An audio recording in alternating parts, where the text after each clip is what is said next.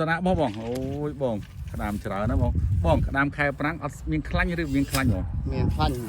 ចាញ់ទេ ឆ្ងាញ់ដែរ ចឹង បាទ ហើយមួយថ្ងៃជីកបាន1គីឡូដែរបង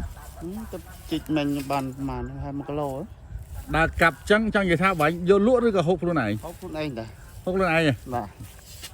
ដឹងថារុនក្តាមបងវាខែប្រាំងចឹង មានរត់មានទេ អូរុនណា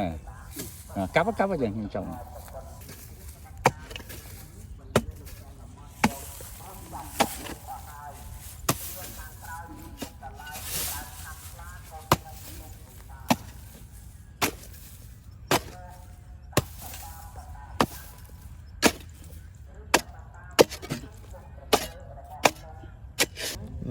ដើម អូវ៉ាវបងចេញមកបងប្អូនចេញមកនេះក្តាមបងក្នុងមួយថ្ងៃវាយរកបានប៉ុន្មានគីឡូ ទៅទីជីកមិញ តាមជីកវិញហ៎ បាទ នេះក្តាមខែប្រាំងបងប្អូននេះអ្នកដើរ